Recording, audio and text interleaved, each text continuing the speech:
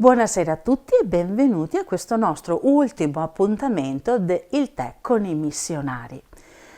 Concludiamo questo tempo di riflessione che ci ha accompagnato in questa Quaresima con un ospite particolare che sono felice e molto onorata di avere con me e che è il nostro vescovo Riccardo Battocchio. Benvenuto, Buonasera, Sua Eccellenza. buonasera, ciao. Molto Grazie. felice che lei è qui con noi. Qui con noi c'è anche per me. Bene, bene. Con noi c'è anche Federico che ci accompagna in questa avventura e quindi io sono proprio lieta di averla in questa occasione casereccia per condividere insieme alcune riflessioni per questo tempo. Allora, la prima cosa che le chiedo, vado subito al punto, è come lei ha vissuto il suo invio missionario. Questa è la sua prima esperienza, no, come vescovo, come lo ha vissuto, come lo ha percepito, ma anche in relazione a questo primo quasi anno, sono quasi 10 mesi e quindi insomma è un tempo interessante. Ci racconti? Sì, la nomina è stata pubblicata il 24 febbraio, nelle settimane precedenti avevo già ricevuto qualche indicazione in merito a questo va. Ero a Roma, rettore di un collegio, di un seminario per la formazione dei giovani candidati al ministero ordinato e dei giovani presbiteri, e lì a un certo punto il Santo Padre Francesco mi aveva fatto capire qualcosa in occasione del nostro ultimo incontro il 20 gennaio del 2025, poi appunto in febbraio la nomina, e mi ha colpito ciò che il Vescovo Claudio, il Vescovo della mia diocesi Padova, ha detto alla fine dell'omelia del Giovedì Santo, alla quale ho partecipato anch'io, non ero ancora vescovo, erano nei giorni della settimana santa, stavo facendo gli esercizi spirituali, sono andato per l'occasione alla messa crismale e alla fine dell'omelia il vescovo Claudio ha detto: ora anche tu, Riccardo, va. L'ho sentito come un mandato, il mandato del Santo Padre, il mandato del vescovo della mia diocesi, quindi due invii autorevoli, due voci di chiesa. E quindi in quel momento mi è stato più chiaro anche di quanto forse non pensassi prima, che il mio essere inviato a Vittorio Veneto come vescovo è stato un vero e proprio mandato missionario della Chiesa di Padova, della Chiesa di Roma, di cui il Papa è vescovo, e quindi mi trovo come missionario in questa Chiesa di cui conoscevo l'esistenza, non è molto lontana da quella in cui mi sono nato e sono stato formato, ma appunto è un'altra chiesa, un'altra comunità con cui sto imparando a camminare da 10 mesi ad oggi. Grazie anche di aver condiviso questi aspetti. Quali sono state, come dire, un po' le cose belle che lei ha vissuto, i doni che ha raccolto in questo primo tempo e un po' anche non so, i nodi critici, le fatiche che lei ha un po' percepito? Sì, la bellezza di essere accolto in una chiesa attraverso tanta simpatia, tante attese, tanta disponibilità, non conoscendomi le persone, dai preti chi collabora nelle attività diocesane, alle parrocchie che ho potuto incontrare in questi mesi, appunto non conoscendomi mi prendono come sono, contenti che ci sia un vescovo. Noto che in questa diocesi c'è una bella, forse stima, ma anche un apprezzamento per la figura del vescovo al di là della persona. Mi pare di cogliere che si vede nel vescovo un segno di unità, una figura che fa sentire Chiesa, e questo ha aiutato anche a me a sentirmi realmente parte di questa Chiesa.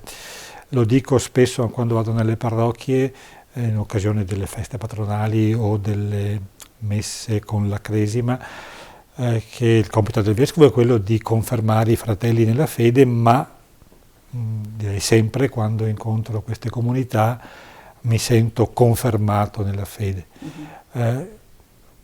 confermato anche nel compito di aiutare questa Chiesa nella sua complessità a continuare la sua missione in questo tempo, un tempo complesso per gli scenari mondiali che stiamo vivendo, in cui siamo coinvolti, complesso anche perché veniamo da un passato che ancora molti ricordano come un passato ricco di numeri, di forze, di numeri di missionari, di preti, di persone che numeri anche di giovani, di bambini, di giovani. Ora viviamo un tempo in cui non sono più i numeri che manifestano la vitalità della Chiesa, e questo non è sempre facile da cogliere. Sì, è un segnale importante da tenere in considerazione anche per avvicinarsi alle persone e proprio anche per vivere questa dimensione missionaria. Teniamo l'attenzione proprio sulla questione della missione oggi. Cosa vuol dire dal suo punto di vista, ormai come si possiamo esprimere oggi il concetto di missione dentro una Chiesa? Partirei da una riflessione forse un po' generale. E l'essere missionari non è anzitutto una scelta, una decisione, è un fatto che riguarda tutti gli esseri umani. Noi siamo al mondo non per una nostra decisione, ci troviamo in questo mondo e in questo senso possiamo interpretarci come mandati. E mandati non da qualcuno che dall'esterno ci controlla o ci usa per qualche scopo, ma posti nel mondo e in questo mondo ciascuno con la propria libertà, i doni che gli sono propri, nell'incontro con le persone, aiutato e a volte purtroppo anche impedito nell'esprimere tutto se stesso dalla realtà in cui è inserito, scopre di poter contribuire in questo mondo a realizzare quel bene che quando nasciamo in fondo ci è promesso ed è promesso ad ogni essere umano che viene in questo mondo. Quindi ecco una delle difficoltà che forse oggi si colgono nel modo in cui le persone pensano se stesse, è l'idea che ciascuno cominci come da zero, che sia un inizio assoluto, che non ci sia nulla prima di me e quindi io debbo creare una vita quasi da zero, senza legami precedenti, senza dover tener conto della realtà. Invece noi siamo dentro una storia e questa storia è fatta anche di una missione da scoprire, cioè di un mandato. Missione vuol dire qualcuno mi ha mandato, qualcuno mi manda. Io nella vita scopro questo, scopro come vivere questa missione nei moltissimi. Questo è un discorso molto generale, ma che vale per ogni... Importante, sì. Nel mondo, se uno incontra Gesù, il Cristo, lo incontra nella sua parola, lo incontra nelle persone che prima di me l'hanno incontrato, nella storia, nella comunità cristiana, e se lo incontra veramente, di per sé stesso è portato a farlo conoscere all'altro, a desiderare che l'altro incontri quel Gesù che gli ha detto parole di vita, gli ha donato una speranza grande, gli ha mostrato anche come vivere le relazioni. Allora, se questo lo scopro come bello per me, desidero che anche altri possano scoprirlo. Poi nella libertà, nella storia, nella vicenda in cui ciascuno è coinvolto, ci saranno modi a volte molto espliciti, a volte molto riservati, nascosti per rispondere a questo incontro con Gesù. E la Chiesa vive essenzialmente per questo, per essere quel popolo di Dio in cui è possibile incontrare Gesù nel suo spirito e far sì che altri possano incontrarlo, incontrando Gesù, incontrare l'amore di Dio e vedere che è possibile affrontare la vita nella speranza, nella ricerca del bene per sé e per gli altri. È interessante perché effettivamente negli anni che sono passati c'è stata, soprattutto prima della venuta di Papa Francesco, no? La visione missionaria sembrava riservata da alcuni, invece lei, e anche con Papa Francesco, Ma già al da concilio. prima, dal concilio in maniera esplicita, ma c'è sempre stata nella percezione della Chiesa questo desiderio, a volte è diventato un'ansia, a volte anche mescolato con tante ambiguità, cioè l'idea che portare il Vangelo significasse anche portare una certa cultura, una certa civiltà, a volte utilizzando mezzi che oggi riteniamo non adeguati, strumenti coloniali, appoggiandosi a poteri politici o statali per portare il Vangelo. Oggi quello che comprendiamo meglio, grazie al Vaticano II, è che ciascun battezzato, in quanto battezzato, è anche missionario. Papa Francesco utilizzava la formula discepolo missionario, ma possiamo andare al Vaticano II, laddove si dice che la Chiesa è per natura sua, la Chiesa, popolo di Dio, è missionaria, vuol dire che nasce da un invio, l'invio del Figlio da parte del Padre nello Spirito, e nella storia del mondo, ecco, rende presente questo stesso invio attraverso l'invio di persone che là dove si trovano, oppure partendo dalla loro realtà, incontrando altre realtà, muovendosi per annunciare la bellezza dell'incontro con Gesù a chi non l'ha ancora incontrato, vivono questa esperienza missionaria. Quindi una esperienza missionaria che è di tutti, però può anche diventare quella che tradizionalmente si chiamava la missio ad gentes, la missione a coloro che ancora non conoscono l'esperienza cristiana e il Vangelo. Che tra l'altro oggi, come dire, non si colloca più in un mandato verso anche geograficamente altri luoghi, ma in questo contesto globalizzato, come dire, dove siamo collocati tutti, dove tutto è connesso, ecco, Sì, in questo senso, dove no? coloro che non conoscono Gesù non appartengono a una etnia particolare o a un luogo particolare, sono presenti nel mondo, e c'è anche questa situazione di una perdita di contatto con l'esperienza cristiana in contesti che vengono da una tradizione più caratterizzata dalla sensibilità cristiana. Allora recuperare questo diventa un'attività missionaria, diventa attività missionaria l'andare per ricevere da altre chiese uno stimolo, già chiese che in altri contesti diversi dal nostro vivono a loro modo l'esperienza cristiana, diventa uno stimolo per noi che abbiamo bisogno di essere continuamente richiamati ad aspetti della fede che forse dimentichiamo, non abbiamo ancora scoperto pienamente. Quindi questo scambio di doni tra chiese, che ha un senso missionario, come ha senso missionario la cooperazione tra le chiese. Ecco, anche questo aspetto le chiedo se ci può aiutare un po' a capire anche questa dimensione della cooperazione tra chiese, che sembra alle volte una mera erogazione di contributi, ma in realtà non è questa, no? Il senso vero e proprio. La prospettiva dovrebbe essere quella dello scambio di doni.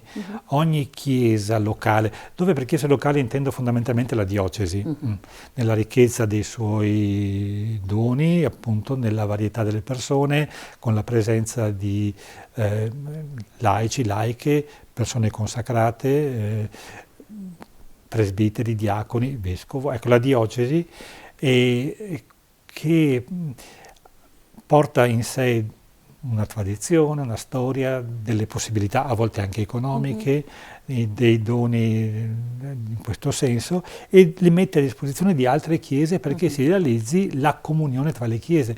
Il popolo di Dio, la Chiesa nel suo insieme, vive della comunione, cioè dello scambio di doni tra chiese. E alcune... ecco, quindi forse in questi decenni dopo il Concilio si coglie meglio anche la missione come cooperazione tra chiese, non solo come attività importante, meritoria, da valorizzare, di gruppi particolari di persone che nella Chiesa si dedicano alla missione, i grandi ordini missionari o i più recenti ordini missionari che, anche superando i confini una diocesi, però si dedicano esplicitamente alla missione, li conosciamo. Sì, Comboniani, Comboniani, Consolate, e quant'altro, certo. insomma, sono tantissimi questi, tantissime espressioni anche di carismi diversi che poi sono anche dedicati a quello, no? Però come chiesa locale penso è uno delle scoperte un po' del secolo scorso, con l'esperienza dei preti cosiddetti Fidei Donum, una iniziativa nata negli anni 50 con l'enciclica Fidei Donum, in cui le diocesi venivano sollecitate anche a mettere a disposizione dei presbiteri per altre diocesi in vista proprio della missione. Quindi andando oltre l'idea che siano gli ordini missionari, le congregazioni missionarie, gli istituti missionari ad avere una specie di monopolio della missione. Vero. Noi tra l'altro viviamo questa bella esperienza dell'incontro con la Chiesa del Brasile, con la quale tra l'altro stiamo proprio vivendo un'esperienza particolare, perché penso che siamo, credo, l'unica diocesi che ha questa espressione di scambio proprio di sacerdoti. Sì, che un presbitero della diocesi di Livramento della Nostra Signora, che è qui nella diocesi di Vittorio Veneto, e un presbitero e il vescovo emerito della diocesi di Vittorio Veneto, che vivono nel loro servizio pastorale e ministeriale in Brasile, a Livramento. Quindi questo è un reale scambio di doni fra chiese. Certo. Tra l'altro noi nella nostra diocesi godiamo anche della presenza di altri sacerdoti che vengono da altri paesi, sia Don Melchisedec che segue la Punta di Ghanesi, Don Oscar che è Conegliano. C'è l'esperienza passata che non è solo un ricordo, ma sento che è ancora vivo, chiese del Burundi, Chad, l'Istituto San Raffaele che ha relazioni con il Chad, la Nigeria. Ci sono questi movimenti in realtà di persone che si incontrano. Poi c'è tutta l'esperienza di attività di sostegno alle chiese che sono in difficoltà, ecco, nella logica del Vangelo e di San Paolo, gioire con chi gioisce e soffrire con chi soffre, nella ricerca di un aiuto e il coinvolgimento quindi anche dei giovani.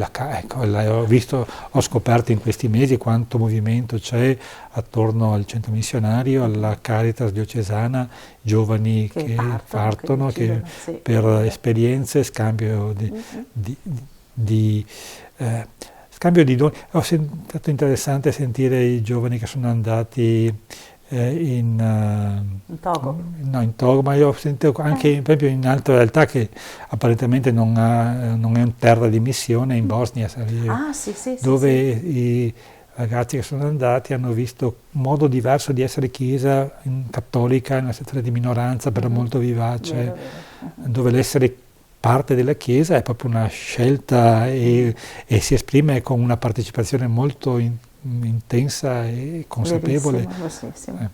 Anche perché sono giovani quelli bosniaci che proprio scelgono in virtù di una storia che è accaduta, quindi è una volontà espressa molto forte. Sì, in questo senso quella Chiesa diventa missionaria per i nostri giovani. Sì. Questo aspetto è interessante perché poi io che ci lavoro con i ragazzi vedo in loro una risonanza molto forte, molto intensa, ma proprio di incontro fra chiese diverse. Tantissimi vengono a casa risvegliati in qualche modo dicendo ma allora la Chiesa si esprime in modo anche diverso, no? Perché alle volte magari nell'ordinario del nostro stile, no? Sì, sul quale dobbiamo certamente lavorare, no? Sullo stile di relazione con i giovani, mantenendo la profondità, no? Anche del messaggio e la struttura. Credo che dobbiamo un po' lavorare, no? Per aiutare anche loro a sentirsi parte di questa struttura. A conoscere il Vangelo, perché non è che conoscere non vuol dire solo leggerlo, ma vuol dire anche leggerlo, non vuol dire avere in mano il libro, anche se il Vangelo non può essere ridotto a una somma di fogli di carta, però ecco, qui anche il come essere missionari. Ecco, questo le chiedo. Proviamo a mettere insieme alcuni elementi che possono esserci di aiuto per curare questa nostra dimensione che è insita in tutti noi, come lei ci ha detto, no? Quali sono chiamiamoli, brutto da dire ingredienti, ma no, fattori essenziali, cioè requisiti che è importante coltivare? Possiamo individuarli concretamente? Allora, c'è un principio generale, nessuno può dare quello che non ha, fondamentalmente.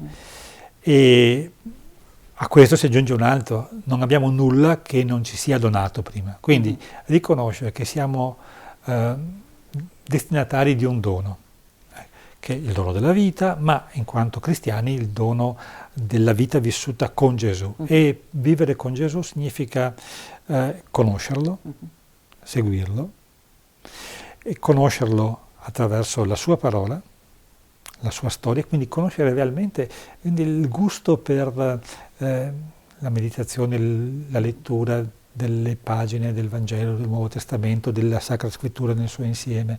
E la vedo come la condizione fondamentale. Poi una reale partecipazione alla vita della comunità laddove incontro il Signore, perché come Chiesa noi siamo consapevoli di incontrare il Signore laddove Lui è presente. Dove 2 o 3 sono uniti nel mio nome, io sono in mezzo a loro. Allora, vivere una vita di comunità anche con tutte le fatiche che può comportare questo, nei momenti forti, la celebrazione ho insistito, insisto spesso anche negli incontri con le persone, sulla celebrazione domenicale dell'Eucaristia come luogo dell'incontro con Gesù. Ecco, vivere queste esperienze e questo ci porta poi ad allargare lo sguardo, che questo oggi è fondamentale, allargare lo sguardo, vedere come altri possono darmi qualcosa di bello e quindi essere disponibili all'accoglienza. Essere missionari significa anche essere aperti all'accoglienza dell'altro e del dono che l'altro è e quindi condividere il bello, il bene che abbiamo ricevuto. Quindi per essere molto concreto, ecco, conoscere la parola di Dio scritta, gustarla, a volte anche scontrarsi, non pretendere di capire subito, ma proprio di conoscerla, conoscere le parabole, conoscere i discorsi di Gesù, la vicenda di Gesù narrata dai Vangeli, ciò che Paolo scrive alle comunità a cui si rivolge, ecco, la storia dell'Antico Testamento, quello che chiamiamo l'Antico Testamento, conoscere questo. Ecco, e la partecipazione alla vita della comunità. Sembrano cose forse un po' scontate, ma è ciò che fa sì che nasca anche il desiderio di portare ad altri il messaggio ricevuto. del Vangelo, certo. Ovviamente anche con la preghiera in tutto questo che è essenziale. Preghiera, cosa vuol dire la preghiera? La preghiera vuol dire trovare del tempo per aprirsi a una parola che non dobbiamo inventare, ma che ci raggiunge. Può essere un tempo in cui noi diciamo delle parole, la preghiera, ma fondamentalmente è il tempo in cui ci apriamo all'ascolto di una parola. Quindi, e la preghiera, in questo tempo di Quaresima abbiamo avuto anche degli aiuti, approfittare di questi aiuti per la preghiera.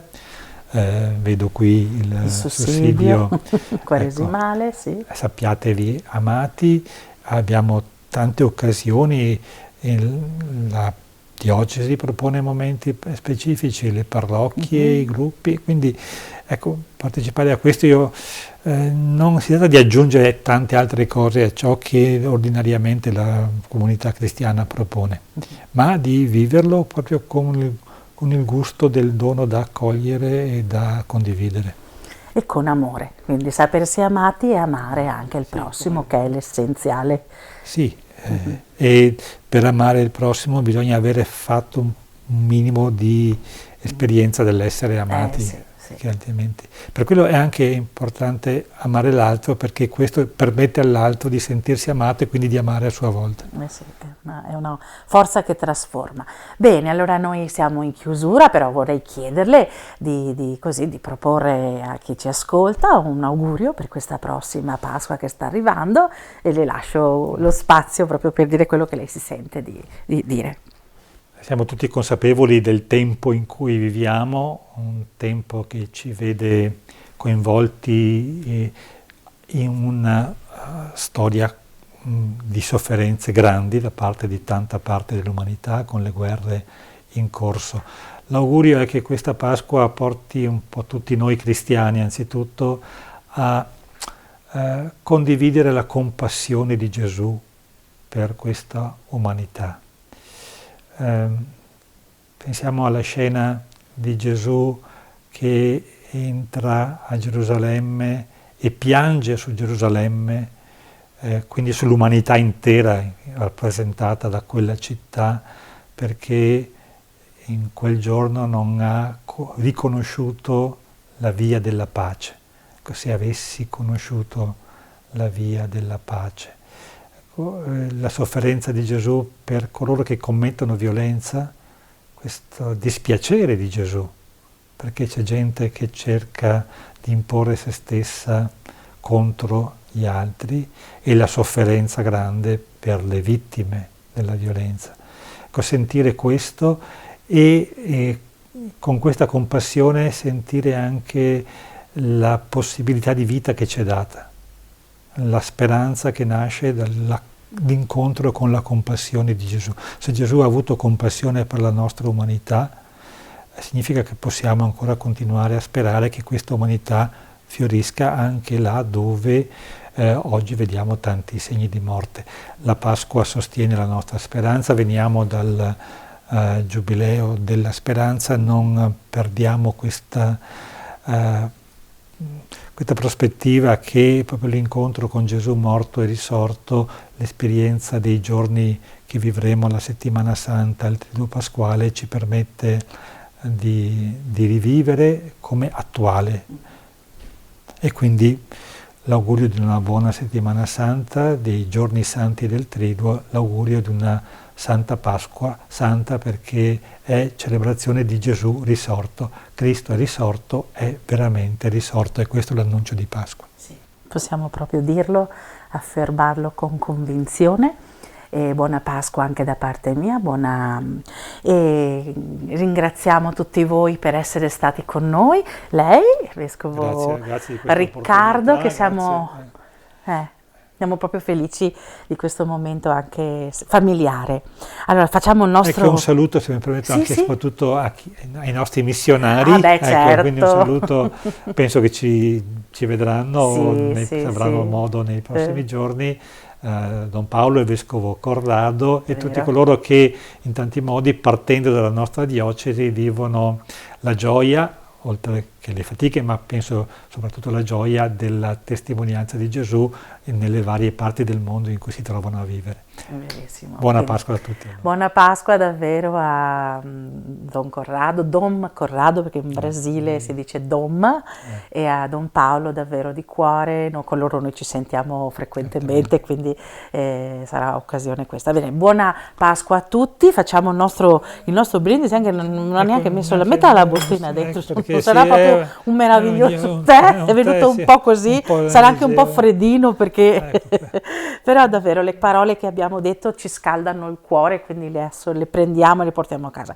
Grazie di cuore, buon tè dei missionari, buona continuazione anche di servizio missionario, e noi siamo veramente felici di averla con noi, e alla prossima. Alla prossima. Arrivederci. Grazie a tutti, alla prossima.